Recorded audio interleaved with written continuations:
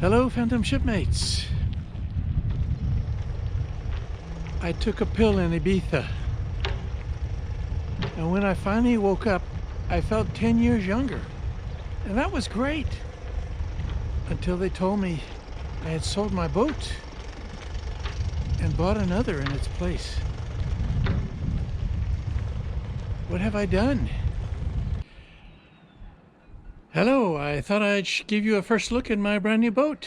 Tell me what you think.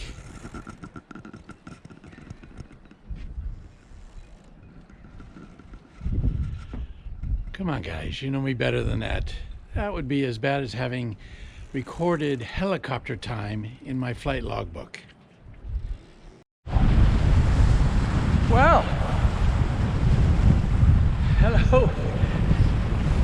Hello, Phantom Shipmates. Check out my new ride.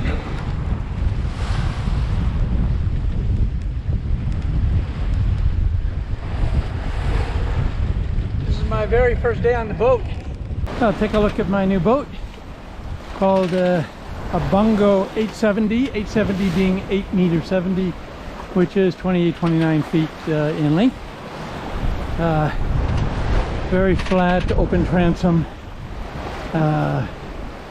Very fast boat for going downwind.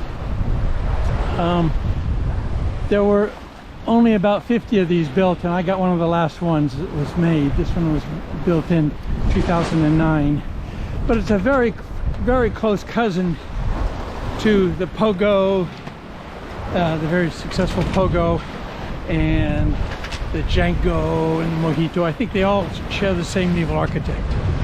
I'm going to be doing a pretty substantial refit to it. First of all, on the mainsail, on the foresail, you can see they're hanked on. You know, that's okay for regattas, but that's a lot of work for a solo blue water sailor. So I think I'll pass on that and change those to a furler, and my spinnaker will be a top-down furler as well. And let me move back. Another thing that's important for me to change is the autopilot there. That's an ST2000, and they're okay, but it's not. You need something a little more robust for blue water operations. So I'll be getting an NKE system, which allows you to use the autopilot on true wind, apparent wind, and a compass course. You need apparent wind for boats like this because they're very fast downwind. Not so good upwind, but they're very fast downwind, and they surf. And when they surf, the apparent wind is no good for you. So, for an autopilot anyway. So, I will also be adding 2 solar panels on the back end here. So I've got a lot of work to do.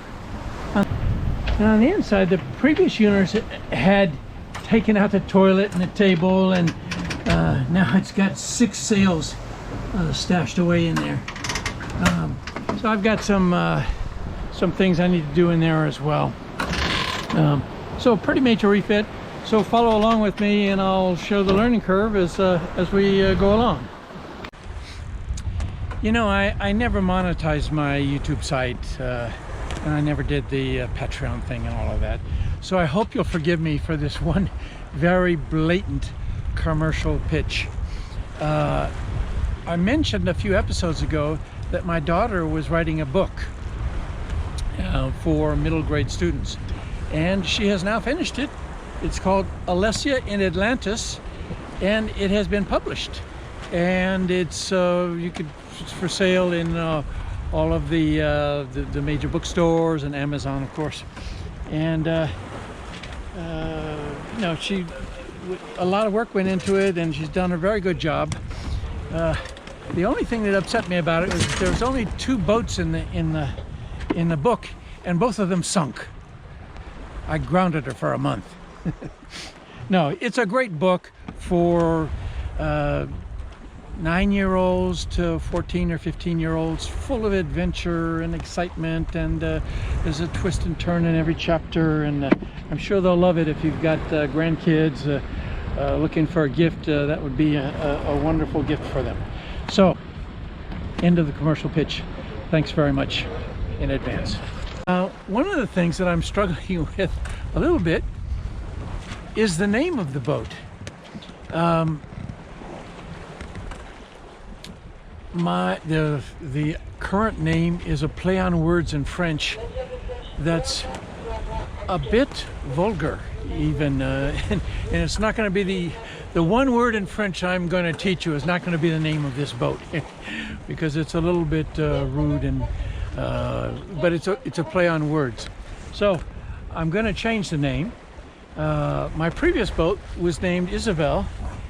The problem is if I call the new one Geneviève or Margot or something like that, you're all going to think I found a new mistress. You know, this name, and as I mentioned, I'm going to be making a lot of changes to the boat. You know, I'm really a pretty thorough refit, and this issue was pondered upon by Greek philosophers 2,500 years ago. There was a very famous sea captain named Theseus who was very successful, but his boat was constantly being repaired because of damage or for natural wear and tear. And the philosophers finally ended up saying, you know, you've changed this boat so substantially from the beginning that it's no longer the same vessel. Therefore, you should call it something else.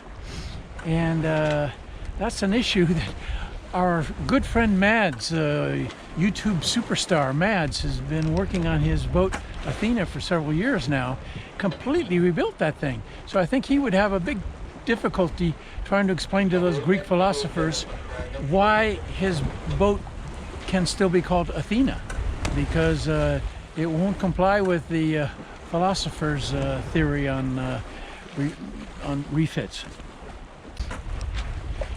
And of course, this name thing carries over to other aspects of life as well.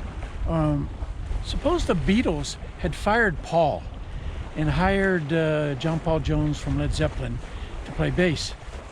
Would it still have been legitimate for that group to call themselves the Beatles? That's not clear. Well, as I said, I'm struggling with the name for the new boat. I'll keep you informed though.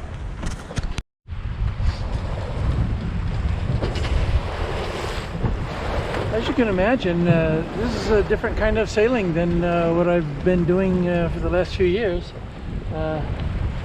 So I'll probably buy a beer for a couple of those mini Transat guys, and who have spent a lot of time training in how to sail boats that are quite similar to this, you know, with the double rudders and very lightweight. This boat, my last boat, my Bavaria, weighed 10 tons. This one weighs 3 tons.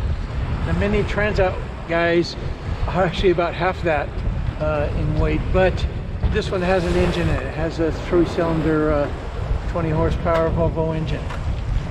So a lot to learn and new adventures. A bit late in life to be doing this, but why the hell not? I'm arriving at Brest an hour after curfew, so there may be a welcoming committee. It's also the first time I've ever made an arrival in a twin rudder sailboat with the prop in the middle, so the prop wash is not touching the rudders. So this could be interesting too. Wish me luck.